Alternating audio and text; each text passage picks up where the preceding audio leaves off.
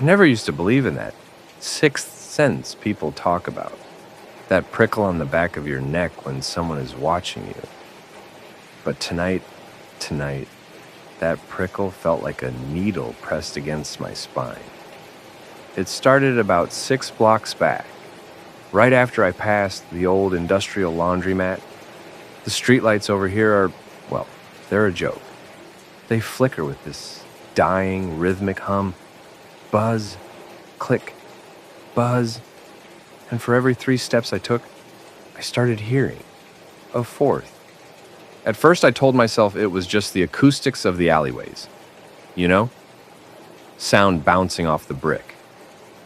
I slowed my pace, heart hammering against my ribs like a trapped bird. And the sound behind me slowed too. I stopped. Completely.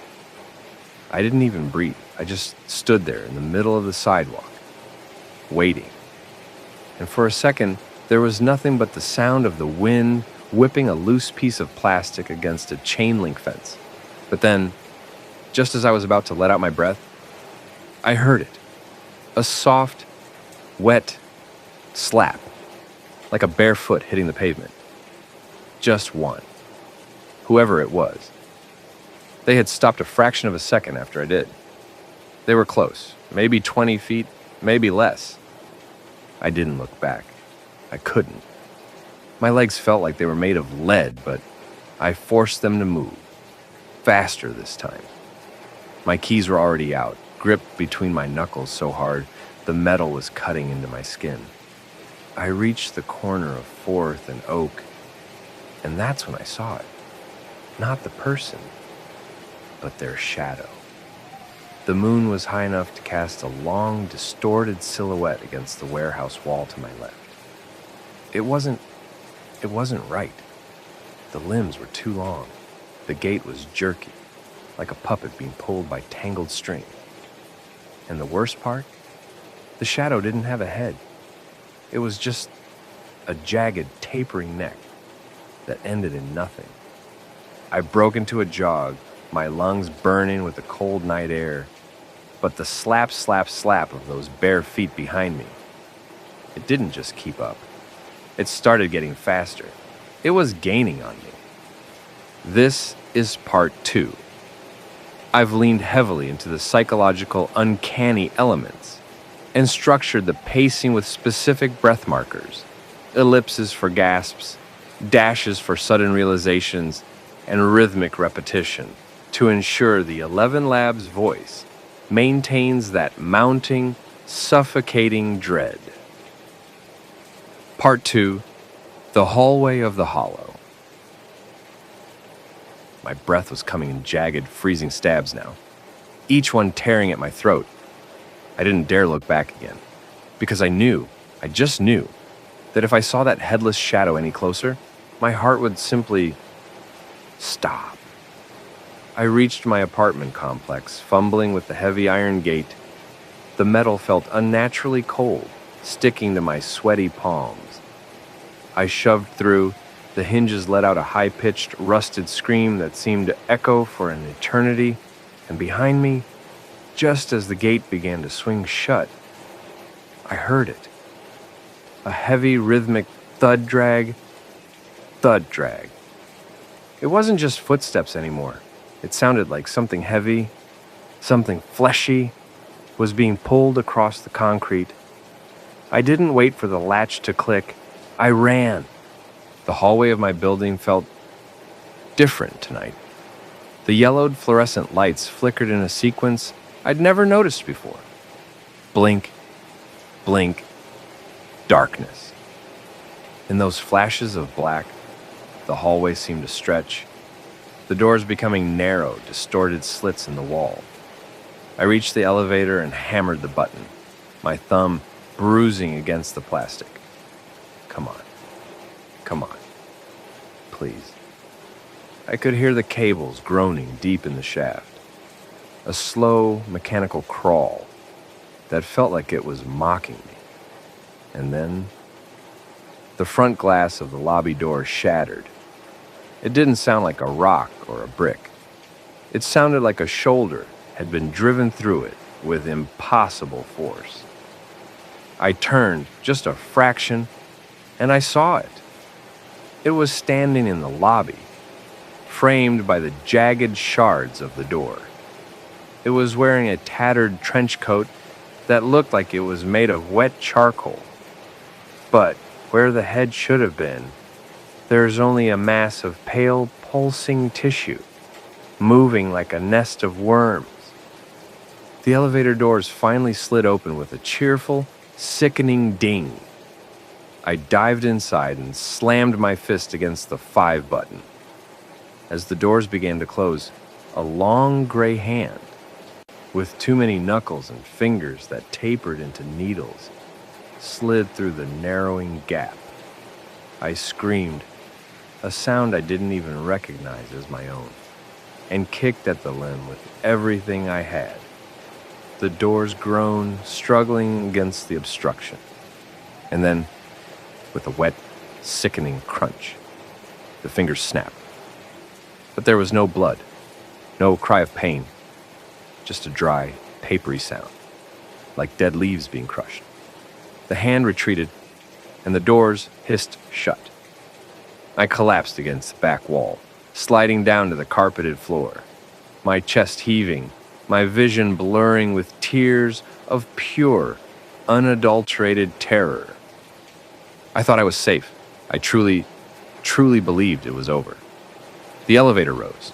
Floor 2, floor 3, floor 4. But then, it stopped. Between 4 and 5. The lights inside the cab didn't just flicker. They died.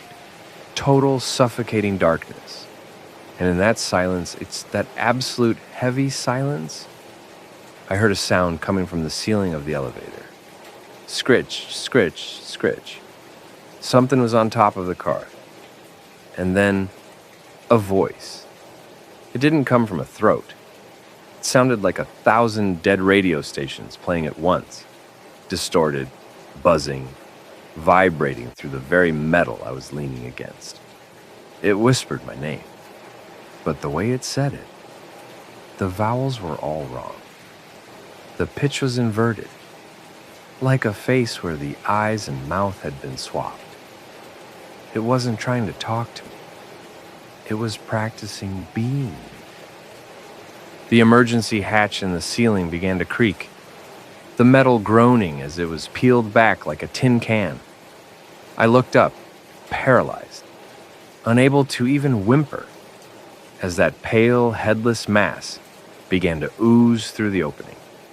It didn't have eyes, but I knew it was looking at me.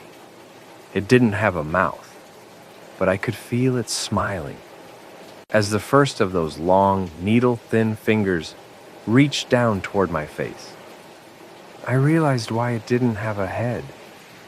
It was waiting. It was waiting for mine. It started at the grocery store, just a mundane, fluorescent-lit Tuesday night. I was in the frozen aisle when I saw him, or it. A man in a charcoal suit, standing perfectly still by the glass doors. He wasn't looking at the food. He was looking at me. But his face, God, his face looked like a photograph that had been folded and unfolded too many times. The proportions were off. His eyes were just a little too high, his mouth just a little too wide. I looked away, my heart doing a slow, heavy roll in my chest, and I hurried to the checkout. I thought I'd lost him when I pulled out of the parking lot. But 3 miles down the road, I saw those headlights. 2 perfectly round, blindingly white orbs, following at the exact same distance, no matter how much I sped up or slowed down. Every time I turned, they turned. Left on Miller, right on 10th. The lights never flickered. They didn't bounce when the car hit a pothole. It was like they were gliding on a rail. When I finally reached my driveway, I didn't even turn off the engine. I just sat there, staring into the rearview mirror. The car pulled up to the curb and stopped. The door didn't open. No one got out. But then The headlights went dark, and in the sudden, suffocating blackness of my street, I heard a sound. Not a car door, but a wet, heavy thud, like a sack of meat hitting the pavement. I didn't look. I just bolted for my front door, fumbling the key, praying the wood and deadbolt would be enough. I slammed the door and threw every lock I had, breathing so hard I thought my ribs would crack. I didn't turn on the lights. I couldn't. I felt like the darkness was a blanket I could hide under. But the silence in the house was worse. It was a heavy, expectant silence. I crept to the window and pulled the curtain back just a fraction of an inch, just enough to see the street. The car was still there, but it wasn't a car anymore. In the pale glow of the moon, I could see it was melting. The metal was sagging into the asphalt like hot wax. And the man in the charcoal suit was standing on my lawn. He wasn't walking toward the house. He was stuttering. That's the only way to describe it. He would be 10 feet away. Then, in a blink, he was 5 feet away. There was no movement in between. No steps, no shifting of weight. Just here, then here. It was like watching a film with half the frames ripped out. I backed away from the window, tripping over the coffee table. The sound of the wood hitting the floor sounded like a gunshot in the quiet. I scrambled into the kitchen, grabbing the largest knife I could find. My hands shaking so violently, the blade rattled against the counter. And then, the scratching started. Not at the door. Not at the windows. It was coming from the walls. Scritch, scritch, click. It sounded like fingernails or claws dragging across the drywall inside the house. I realized then, with a cold, paralyzing horror, that it hadn't been following me to catch me. It had been following me to map me. It was learning the layout of my life, the dimensions of my fear. I turned toward the hallway that led to my bedroom, and I saw him. He was standing at the far end, but he was upside down, not hanging from the ceiling, just inverted. His feet were pressed against the plaster above, and his head, that horrible folded paper face, was dangling near the floor. But his features, they hadn't flipped at them. His eyes were at the bottom of his face now. His mouth was at the top, and it was opening. It didn't open like a human mouth. It unhinged, wider and wider, until his face was nothing but a black, jagged void. He didn't scream, he didn't move, but the room started to distort. The walls began to lean inward. The floor felt like it was tilting at a 45-degree angle. I tried to run for the back door, but my legs wouldn't work. It was like I was submerged in thick, freezing syrup. The man, let out a sound then. It was a whistle, but the pitch was so high it made my ears bleed. It was the sound of 1,000 birds dying at once. He stuttered again. Now he was in the middle of the hallway. Blink. Now he was at the kitchen threshold. The knife slipped from my fingers, clattering onto the tile. I backed into the corner, sliding down until my back hit the stove. I closed my eyes tight, praying that if I couldn't see it, it couldn't see me. But then I felt it. A cold, dry pressure against my forehead, like the tip of a long, papery finger.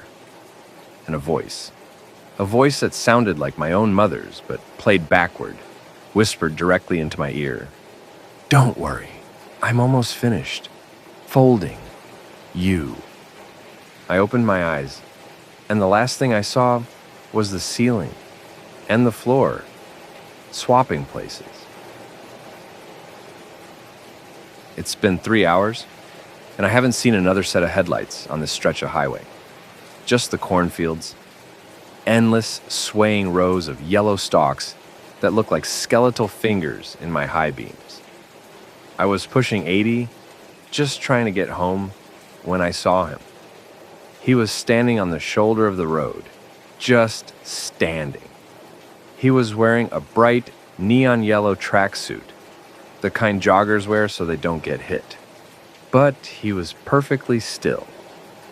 As I blew past him, my headlights caught his face for a fraction of a second, and my stomach dropped. He was smiling. Not a normal smile, it was too wide. It looked like his face had been stretched across a skull that was the wrong shape.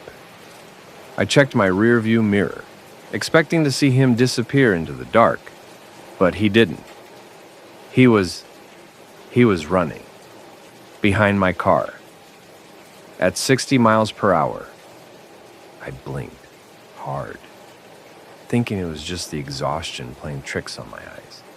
Some weird optical illusion from the red glow of my taillights.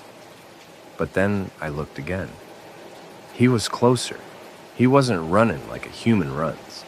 His knees were coming up to his chest in these jerky, violent bursts, and his arms were swinging in wide, heavy arcs. Thwack, thwack, thwack. I could actually hear his sneakers hitting the pavement over the roar of my engine. I floored it. The needle climbed to 90, 95. The engine was screaming, and that neon yellow shape just stayed there, right in the center of my mirror. He wasn't even out of breath. He was just gliding. I hit a bend in the road, the tires screeching as I drifted onto the gravel shoulder. And for a second, I lost sight of him. I thought, okay, it's over. Physics caught up. But then, I heard a sound. Not from behind the car, from the side.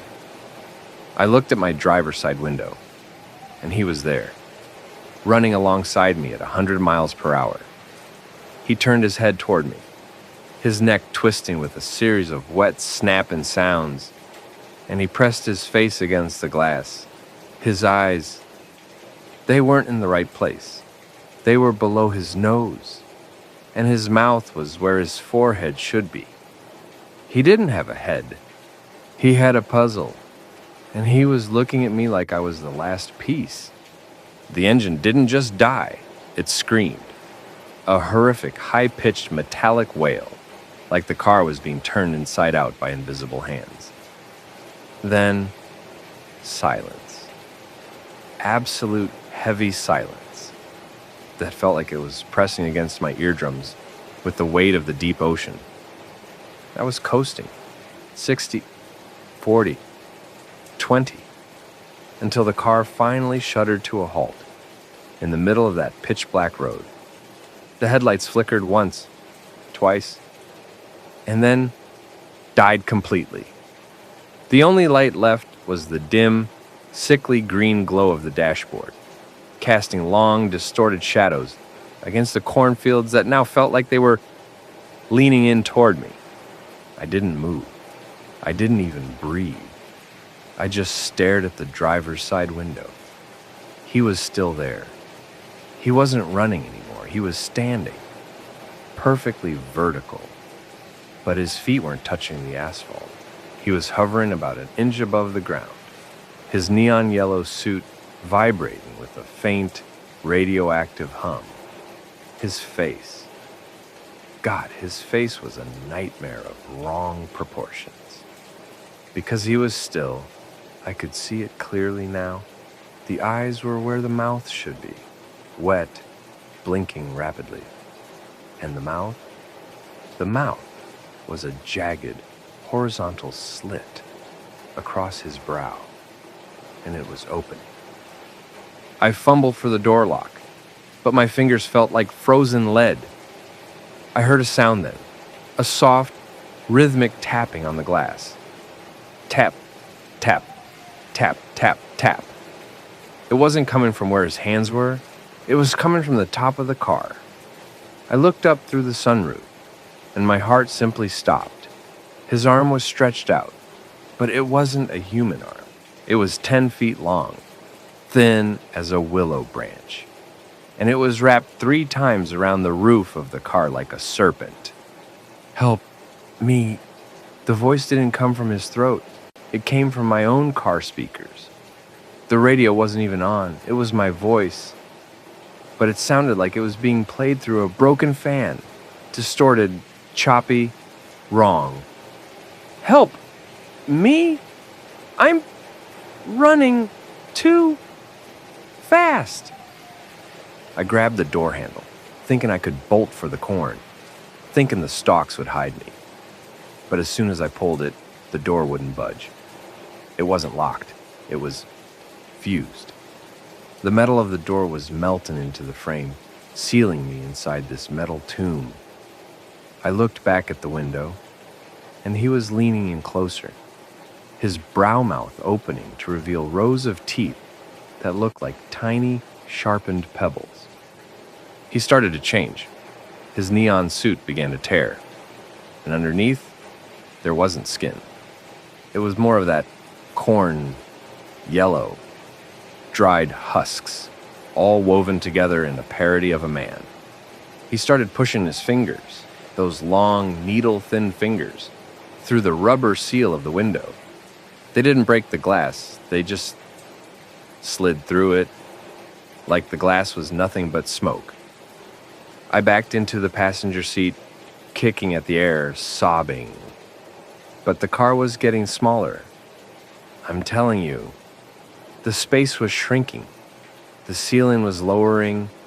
The dashboard was moving toward me. The whole interior was folding in on itself like a piece of paper being crumpled by a giant hand. And he was just watching. He wasn't angry. He wasn't even hungry. He was curious, like a child looking at a bug in a jar. One of his fingers reached my cheek. It was cold. So cold it felt like a brand. And as he touched me, I felt my own face shift. I felt my eyes slide down my cheeks. I felt my mouth move up toward my hairline. I tried to scream, but the sound that came out wasn't a scream. It was a whistle. A high, piercing note that echoed through the fields. He leaned his face against the glass one last time. His eyes, which were now my eyes, looking directly into mine. He whispered one last thing, not through the radio, but directly into the center of my brain. "Your turn to lead." And then, he wasn't there. He was gone. The lights flashed back on. The engine roared to life with a violent jolt. But when I looked in the rearview mirror to see if he was behind me, I didn't see my reflection. I saw a man in a neon yellow tracksuit, standing in the middle of the road, perfectly still, waiting for the next set of headlights to round the bend.